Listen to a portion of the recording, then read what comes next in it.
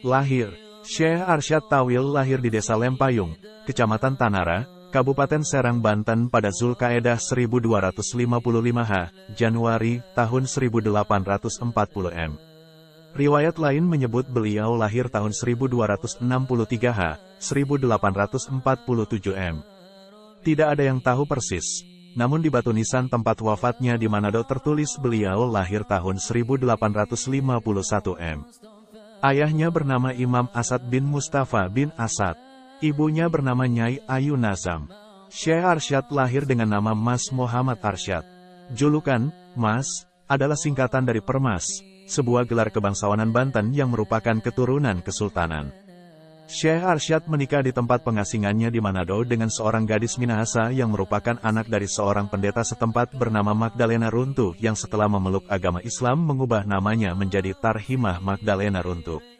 Syekh Arsyad Tawil wafat di Manado, Sulawesi Utara, pada hari Senin, 14 Zulhijjah 1353 Hijriah, atau bertepatan dengan tanggal 19 Maret tahun 1935 Masehi. Beliau dimakamkan di pemakaman Lawangirung. Syekh Arsyad menerima pendidikan agama dasar langsung dari ayahnya yang juga seorang ulama dan memiliki pesantren di Tanara. Saat usia 16 tahun, pada tahun 1867 M. Syekh Arsyad melakukan perjalanan menuju Bima di Pulau Sumbawa untuk belajar kepada Syekh Abdul Ghani. Namun baru sampai di Surabaya, beliau bertemu dengan Syekh Abdul Ghani yang akan melaksanakan ibadah haji ke Makkah. Selanjutnya beliau menyatakan keinginannya untuk belajar kepadanya. Syekh Abdul Ghani kemudian menerima Syekh Arsyad sebagai murid sekaligus mengajaknya untuk pergi ke Makkah. Di Masjidil Haram, Syekh Arsyad mengikuti pelajaran yang diberikan oleh Mufti Mekah Sayyid Ahmad bin Zaini Dahlan, terutama mengenai ilmu nahwu, fikih, dan sirah. Selain belajar kepada Sayyid Ahmad bin Zaini Dahlan, Syekh Arsyad juga belajar kepada beberapa ulama di Makkah, di antaranya Syekh Nawawi Al-Bantani dan Sayyid Abu Bakri Syatta, di bawah bimbingan kedua putranya, Sayyid Umar Syatta dan Sayyid Usman Syatta. Syekh Arsyad memperdalam ilmu hadits kepada Habib Muhammad bin Husain Al-Habsyi Al-Maki di bawah bimbingan anaknya, Mufti Al-Muhadis Al-Habib Husain bin Muhammad Al-Habsyi Al-Maki.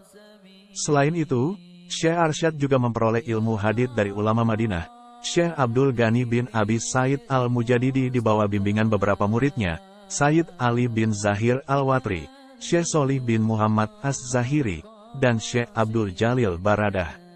Sedangkan untuk ilmu fikih, Syekh Arsyad juga memperdalamnya kepada Syekh Muhammad bin Sulaiman Hasbullah Al-Maki.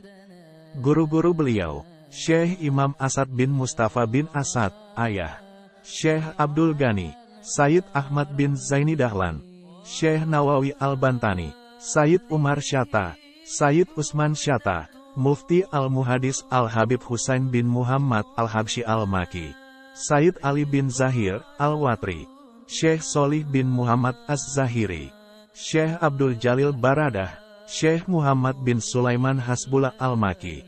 Pada tahun 1893 M, Syekh Arsyad kembali ke Banten. Saat itu Banten menghadapi bencana besar. Setelah letusan Gunung Krakatau 1883 M, disusul dengan wabah penyakit hewan pada tahun 1885 M, sampai masyarakat percaya akan tahayul dan perdukunan.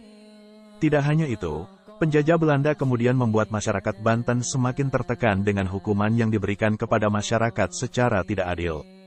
Kemudian para ulama dan petani sepakat untuk melakukan perang total dengan pihak kolonial Belanda yang kemudian disetujui oleh Syekh Nawawi Al-Bantani di Makkah, Syekh Abdul Karim Al-Bantani, dan beberapa ulama lainnya.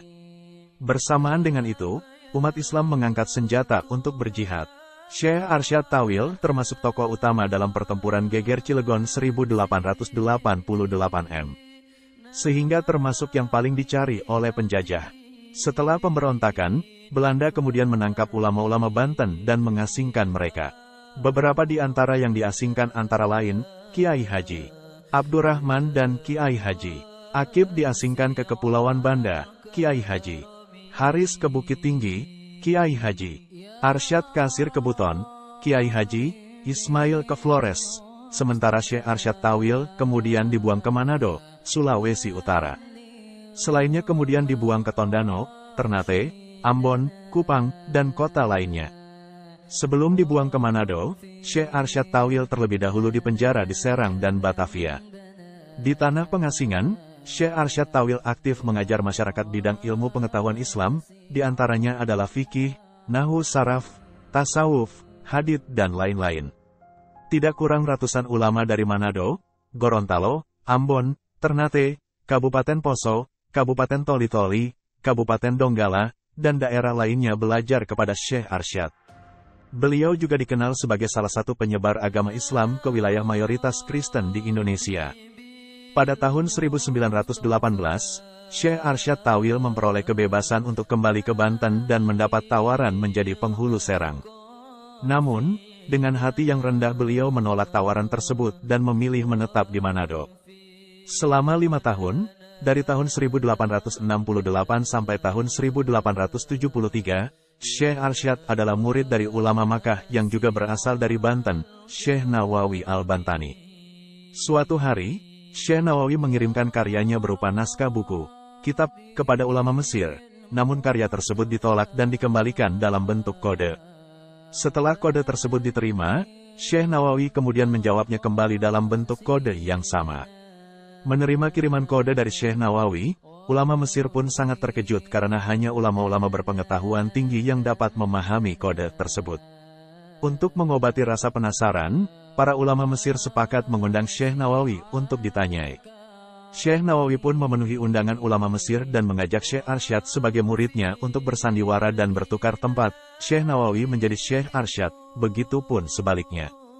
Kedatangan ulama Banten tersebut disambut baik oleh ulama Mesir meskipun tanpa upacara. Di hadapan ulama Mesir, Syekh Arsyad yang bersandiwara menjadi Syekh Nawawi pun duduk di atas kursi, sedangkan Syekh Nawawi duduk di bawah sebagai pengawalnya. Banyak pertanyaan diajukan oleh ulama Mesir yang tidak mudah untuk dijawab oleh sembarang ulama. Sebagai Syekh Nawawi, Syekh Arsyad pun mempersilahkan pengawalnya untuk menjawab pertanyaan-pertanyaan tersebut. Semua masalah dan pertanyaan dijawab dengan memuaskan oleh Syekh Nawawi yang bertindak sebagai pengawal Syekh Arsyad. Para ulama Mesir pun kagum mendengar jawaban memuaskan tersebut, hingga mereka berpikir bahwa pengawalnya saja sudah sedemikian hebat, apalagi yang dikawal, pastinya akan lebih hebat lagi. Usai undangan itu, ulama dari Nusantara semakin dihormati. Karya Syekh Nawawi yang sempat ditolak penerbit Mesir pun mulai diterbitkan. Hal ini juga berimbas kepada penghormatan yang baik oleh ulama-ulama Mesir terhadap ulama Nusantara kala itu.